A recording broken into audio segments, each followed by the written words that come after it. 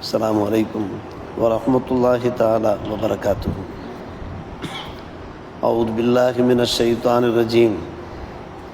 பிஸ்மில்லாஹிர் ரஹ்மானிர் Rahim. வநப்பியுஹும் an லைஃபி Ibrahim is தகலு அலைஹி ஃபகாலு ஸலாமா கால இன்னா மின்கும் வஜிலூன் ஆமன்னா பில்லாஹ் ஸதகல்லாஹு மௌலானல் அலியுல் அதீம். இப்ராஹீமுடைய விருந்தாளிகள் பற்றி அவர்களுக்கு நீங்கள் அறிவிப்பு செய்யுங்கள். அவர்கள் இப்ராஹீமிடம் வந்தபோது அவர்கள் சலாம் சொன்னார்கள். இப்ராஹிம் கூறினார்கள், நிச்சயமாக நாங்கள் உங்களை அஞ்சக்கூடியவராக இருக்கிறோம். காலு லா தௌசல் இன்னா நுபஷிருக பி குலாமின் அலீம். வந்த விருந்தாளிகள் சொன்னார்கள், நீங்கள் அஞ்ச வேண்டாம், நாங்கள் உங்களுக்கு அறிவார்ந்த ஒரு குழந்தையை கொண்டு சுப செய்தி சொல்கிறோம். கால பஷர் துமூனி அலா மஸ்ஸனியல் கிபரு ஃபபிமத்து பஷிரூன். இப்ராஹிம் கூறினார்கள், எனக்கு முதுமை ஏற்பட்டு விட்ட நிலைமையிலே எனக்கு நீங்கள் நற்செய்தி சொல்லுகிறீர்களா? எதை வைத்து நீங்கள் நற்செய்தி சொல்லுகிறீர்கள்? காலு பஷர்னாக பில் ஹக் ஃபலா தக்கு மினல் கானித்தீன். வந்த விருந்தாளிகள் சொன்னார்கள், உங்களுக்கு நாம் உண்மையிலேயே நல்ல செய்தி சொல்லுகிறோம், நிராசையாளர்களே நீங்கள் ஆகிவிடாதீர்கள். கால வமை யக்னத்து மிர் ரஹ்மத்தி ரப்பி இல்லல்லாஹ். அல்லாஹுடைய ரஹ்மத்திலிருந்து எவர் நிராசை அடைவார்? வழிகேடர்களை தவிர. கால ஃபமா ஹத்புக்கும் ஐயுஹல் முர்சலூன். அல்லாஹுடமிருந்து அனுப்பப்பட்டவர்களே, உங்களுடைய விஷயம் என்ன, எதற்காக வந்திருக்கிறீர்கள் என்று இப்ராஹிம் கேட்டார். காலு இன்னா உருசில்னா இலா கோமி முஜ்ரிம் மீன். பாவம் செய்த கூட்டத்தின் பக்கம் நாங்கள் அனுப்பப்பட்டிருக்கிறோம் என்று அவர்கள் சொன்னார்கள். இல்லா ஆல லூத், லூத்தினுடைய குடும்பத்தினர் தவிர. இல்லால முன்னஜூகும் அஜமை, நிச்சயமாக நாங்கள் அவர்கள் அனைவரையும் காப்பாற்றுவோம். இல்லம்பரா அத்தகு, லூத் நபியினுடைய மனைவியை தவிர.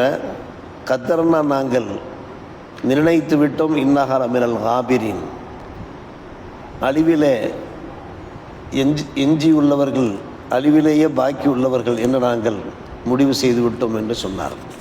ஒரு அற்புதமான வரலாற்றை அல்லாஹ் ரப்பல் ஆலமீன் சூரத்துல் ஹிஜர் 15ஆம் அத்தியாயத்தில் 50ஆம் வசனத்திலிருந்து 60ஆம் வசனம் வரை எடுத்துரைக்கிறான். 10 வசனங்களுடைய மொழிபெயர்ப்பை நாம் இப்போது எடுத்துரைத்திருக்கிறோம். இப்ராஹிம் அலைஹிஸ்ஸலாம் அவர்களிடத்தில் சில விருந்தினர் வருகிறார்கள். லைஃபை இப்ராஹிம் வருகிறார்கள். விருந்தினர் வந்தாலே இப்ராஹிம் அலைஹிஸ்ஸலாம் அவர்களுக்கு ஒரு மகிழ்ச்சி உண்டாகிவிடும், புலகாங்கிதம் உண்டாகிவிடும். சிறப்பான முறையில் உபசரிப்பார். அவருடைய வீட்டில் 4 கதவுகள் இருக்கின்றன. 4 கதவுகள் வாயிலாக விருந்தாளிகள் வருவார்கள். அவர்களை நன்கு உபசரிப்பார்கள். அதன் அடிப்படையில் சில விருந்தினர் வந்திருக்கிறார்கள். உடனே பொரித்த காளை மாடு இஜர சமீன் என்று மற்றொரு வசனத்தில் வருகிறது. அதை பரிமாற ஆரம்பிக்கிறார்கள் வந்த விருந்தாளிகளுக்கு.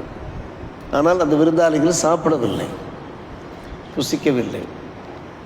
அதிர்ச்சி அடைகிறார்கள் இப்ராஹிம் அலைஹிஸ்ஸலாம். அப்போதுதான் அவர்கள் யோசிக்கிறார்கள், இவர்கள் மலக்குகளாக இருப்பார்களோ வானவர்களாக இருப்பார்களோ என்று யோசிக்கிறார்கள். பயப்படுகிறார்கள். வானவர் திகில் ஏற்படுகிறது. மாணவர்கள் இந்த வையகத்துக்கு வந்தாலே யாரையாவது அழிக்கத்தான் வருவார்கள், ஹலாக்காக்க வருவார்கள். எனவே யாராவது ஒரு சமுதாயத்தை இவர்கள் அழிக்க வந்திருக்கிறார்கள் என்கின்ற ஒரு பயம் ஏற்படுகிறது. அப்போதுதான் அவருடைய உரையாடலை நாம் இங்கே பார்க்கிறோம். சலாம் சொல்லியவாறு வந்தவர்கள் அவர்களை பார்த்து, இப்ராஹிம் அலைஹிஸ்ஸலாம் உங்களை பார்த்து நாங்கள் அஞ்சுகிறோம் என்று சொன்னார்கள். விருந்து பரிமாற ஆரம்பிக்கிற போது அந்த விருந்தை புசிப்பதற்கு அந்த மலக்குமார்கள் வாராதிருந்த போது, புசிக்காமல் இருந்தபோது கேட்கிறார்கள், உங்களை பார்த்து நாங்கள் அஞ்சுகிறோம் என்கிறார்கள். வழக்குமார்கள் சொல்றார்கள், நீங்கள் அஞ்ச வேண்டாம், உங்களுக்கு நாம் ஒரு நற்செய்தி சொல்கிறோம். அறிவார்ந்த ஒரு குழந்தை உங்களுக்கு பிறக்கப் போகிறார். அறிவார்ந்த ஒரு குழந்தை குலாம் அலீம் பிறக்கப் போகிறார். இப்ராஹிம் அலைஹிஸ்ஸலாம் அவர்கள் ஆச்சரியப்படுகிறார்கள். எனக்கு வயோதிகம் ஆகிவிட்டது, 120 வயதாகிவிட்டது. இந்த 120 வயதில் அலா மஸ்ஸனியல் கிபர் என்றால் வயோதிகம், முதுமை. இந்த நேரத்தில் எனக்கு நீங்கள் நற்செய்தி சொல்லுகிறீர்களா, குழந்தை பிறக்கப் போகிறது என்று எதை வைத்து நீங்கள் சொல்கிறீர்கள்? பபிமத்து பஷிரூன், வந்தவர்கள் விருந்தாளிகள் வானவர்கள் சொன்னார்கள், நாங்கள் சொல்வது உண்மை. பஷர்னாக்க பில் ஹக், ஹக்கான ஒரு விஷயத்தை நாம் உங்களுக்கு நற்செய்தி சொல்லியிருக்கிறோம். நீங்கள் நிராசையாளர்கள் ஆகிவிடாதீர்கள், நிராசை கூடாது, அவநம்பிக்கை கூடாது என்று கூறுகிறார்கள். இப்ராஹிம் அலைஹிஸ்ஸலாம் சுதாரிக்கிறார்கள். அல்லாஹுடைய ரஹ்மத்திலிருந்து எவர் நிராசை கொள்வார்கள்?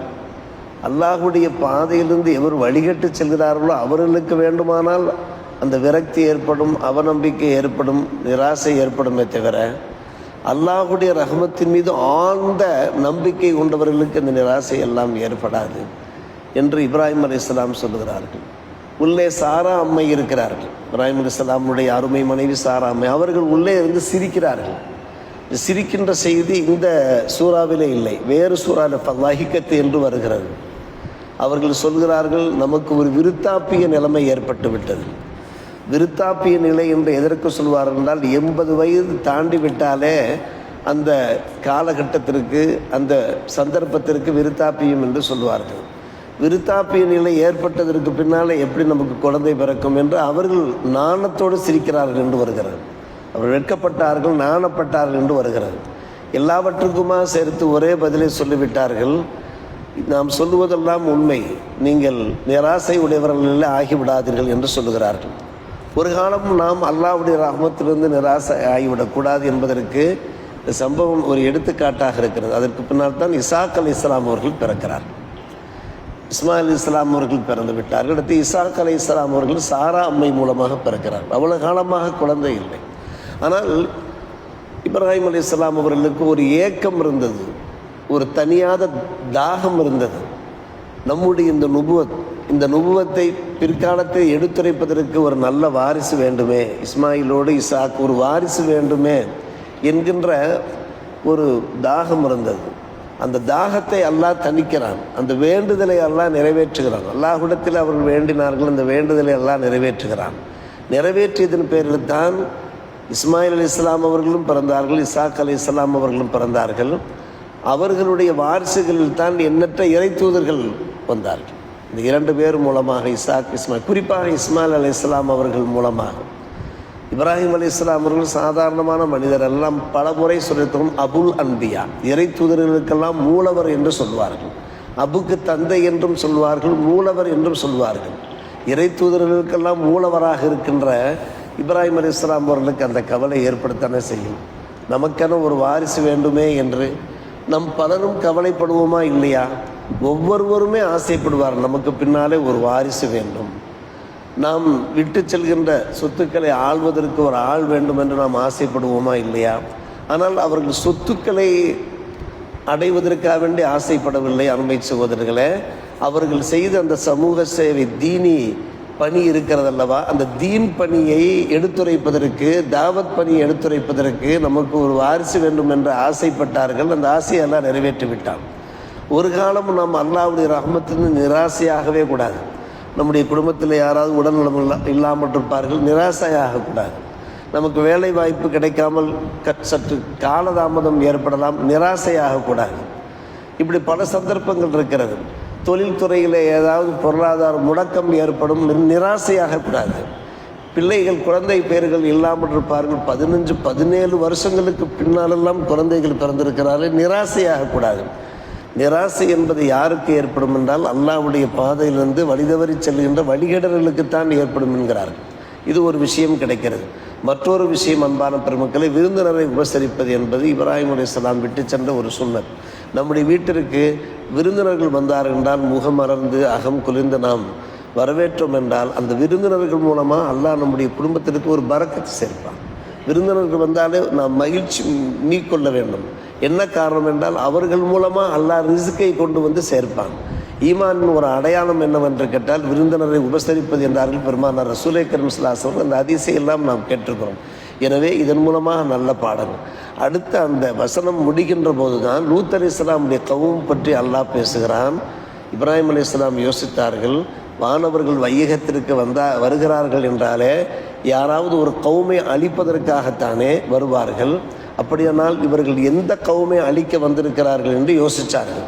யோசித்த போதுதான் இவர்கள் உண்மையை உடைத்தார்கள், வெளிப்படுத்தினார்கள். நாங்கள் லூத் அலைஹிஸ்ஸலாமுடைய கவுமை அழிக்க வந்திருக்கிறோம். ஏன் அழிக்க வந்திருக்கிறோம்? அடுத்த வசனங்களில் அதற்கான தொடர்ச்சி இடம்பெறுகிறது. ஒரு கூட்டத்தை அழிக்கிறார்கள் வந்த வானவர்கள். இப்ராஹிம் அலைஹிஸ்ஸலாம் வீட்டிற்கு வந்து அழகிய குழந்தை பிறக்கப் போகிறதாக நற்செய்தி சொன்னவர்கள் 2 காரணங்கள். முதல் காரணம் நிறைவேறிவிட்டது. அடுத்த காரணம் ஒரு கூட்டத்தை அழிக்கப் போகிறார்கள். அது சம்பந்தப்பட்ட உரையாடல் இடம்பெறுகிறது.